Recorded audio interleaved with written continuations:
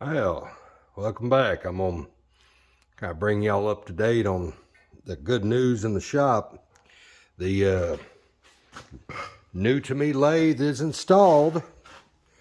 We got temporary blocks underneath it until the feet come in. And the way we ended up doing it was using several come-alongs and a rope hoist to pick up the machine off the rollers we had it on, pick it up high enough to put the bed underneath it.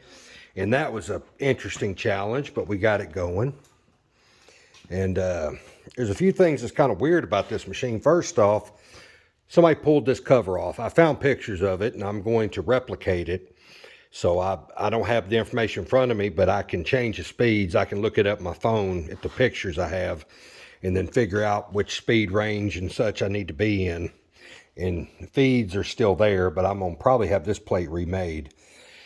I figure this lathe probably was something happened for them to want to pull this plate off. So, and I don't know what happened, but still, you know, serial number's off of it. That's what makes me wonder. But this machine has a few weird little features. One, it has a, there's the power on off, you know, which is good. But it has a jog mode. I can hit this button right here. As long as I'm holding the switch down, it's jogged. Let go, it's kind of weird. Normally, you operate one with this throttle here. No. On reverse. Now, one thing about this machine that's driving me crazy is this control rod right here. I keep going backwards the way I've been meaning for it to go. Every time I go to do a cut, I have to ask myself what direction. Okay, I am going the right way. I'm gonna make a little test cut. You know, I am feeding the correct direction. Yes, the correct hand wheel is turning. Actually, I need to run that in a little closer. I don't have my tooling in yet. So I'm gonna take a little old test cut. I didn't face that part. That's just a piece of trash I had laying around. I stuck in there. And I'm gonna check it. Pull it out. Stop the spindle. I'm going to put you on the fancy tripod pedestal thing I've made, which is just no metal stool. Let's see here. Take a quick measurement.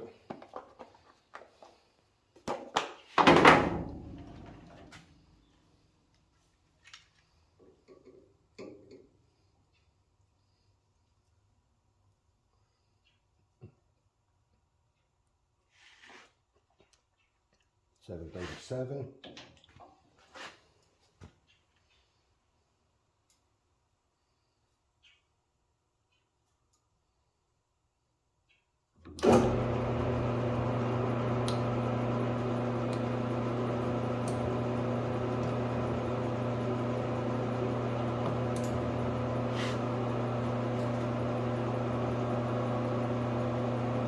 Just going to try to take 2/1000 off of it. The machine's not leveled, so I don't trust how the accuracy in it.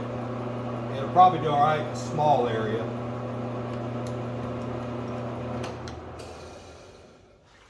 So I was just trying to take 2/1000 off of it. Well,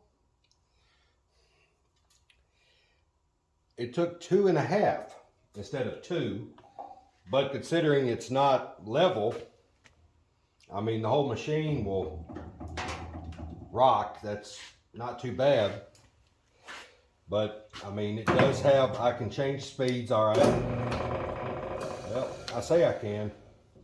Got to get it all the way up. Slow speed. That thing is touchy. See, that's where I was. Yep.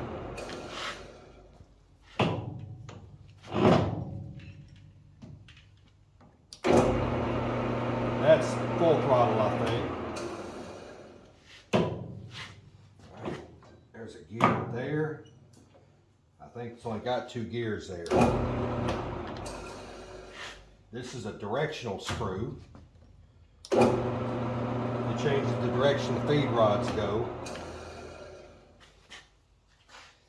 So now I'm not going to do anything with the power feed or the threading yet. All in all, everything feels pretty good. There's several things that surprised me. One is how clean and clear that oil is. I do need to add oil to that. It's low, not all the way out, but it's pretty low. And that looks good too. I don't have the cover on the machine yet, but you know, there's a shield that goes right here. I'm gonna have to do some more checking on this motor because I don't know if I can set it to where you could see it or not. Let me see if I can get it to where you could see that motor. See that sparking it does? It did it one time. Let me get that down there.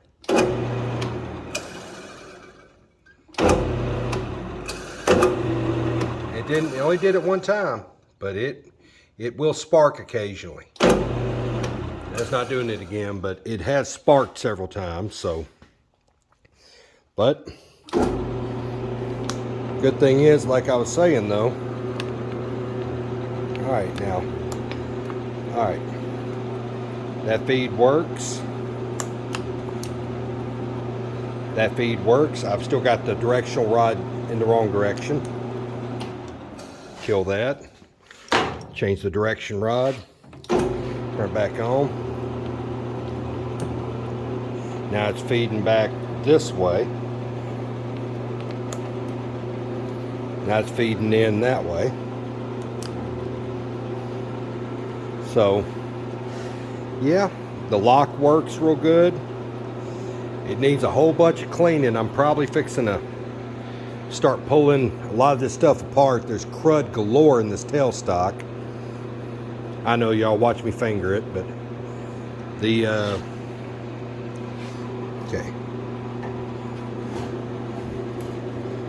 okay, that's not even the factory knob. I'm gonna have to oil that right now. I'm gonna oil that here in a second. I may pull that barrel out. That looks terrible. I'm actually going to just let the motor run a little while, circulate all the oil. So I haven't figured out where the lubrication, I guess it's just splash lubrication. I don't see a oil pump. A lot of machines I've run have an oiler you hit, have an oil pump you hit. I hadn't found anything like that on here, and this thing is definitely leaky. So, but so far, and I had to get creative on wiring it. You know, Dad found an old plug that matched our extension box because it won't match the plug we already have. So, yeah, I'm gonna leave those come-alongs in the ceiling. Time being, we have a really heavy steel rod up there. Oh, and the important thing is, e-stop works. So that is the important thing. So, but it doesn't always lock in like it should. It's supposed to lock in. There you go. So anyway, let me turn the spindle back on. Oh, okay, that's good. All right, so I'm gonna let that run a little bit. I'm gonna pull this off and start cleaning it. I don't like how they've got all these washers under here. And I don't know, there's just a lot of little stuff about this machine, just needs a whole bunch of elbow grease to clean it up. But considering how clean that oil is, I'm probably not going to pull the headstock down. It's not noisy. It's fairly quiet. There's no gear noise. So I'm probably going to let it go for the time being. So I'm just glad that, and the big thing is, let me adjust the tripod here. Let me get that straightened up. Okay. The mill is going to go right there. We're going to clear the spot out, put the mill there. The drill press, I always get the dang hiccups when I try to do a video, is going to go right here. And what that's going to do is that all the machine work, yeah, we closed the shop up a little too good, it's sweating here, is that all the machine work will be in this area over here. Have the drill press, have the milling machine, have the lathe. It actually lined out to where the spindle bore actually coincides with a hole right there. We can punch a hole through the wall if I ever need to machine something long. So, but my toolboxes are over there. Right now everything is just a wreck, but we're working on rectifying that. Rome wasn't built in a day. We just got the machine set up. But yeah, I'm glad, you know, because I can always move that hydraulic press if I need to get into the electrical after I get the shield put back in. That won't be a problem. So, and we're going to move that oxyacetylene rig that's right there. It's going to go somewhere over in this corner. So right now we're just playing ring around the junk in the building, moving stuff around. But all in all, I think that looks good, having that there and have that mill on the other side. And once I get a horizontal bandsaw, I'm going to look at getting one. They make some small ones that I think will fold up small enough for me to stick under that table there. I was measuring on some stuff. I'd like to get one that I could just roll, put on wheels and just roll under the table when I don't need it. And then roll it out when I need to cut something, you know, or put it in that hole there, just stick it in there. And when I need it, pull it out, cut whatever, and then push it back in. But get one that I could build a table for so I could use it as a vertical contour saw if necessary. The only other factor, the thing that bothers me about this mill is that I have to be able to get on this side to loosen the belts to change those right there if I need to change the speeds. On the pulley side, if I need to change the spindle speeds, I have to be able to get to the other side of the machine. So yeah, we're going to address this sweating in the shop because it is surface rusting the heck out of everything in here, which I'm not worried about that vise. That vise is not going to stay here forever. I'm already irritated at that vise. I shouldn't have bought one that big. That was my mistake. So either way, well, I'm going to do some cleaning on this, but I appreciate y'all coming along. Thank you.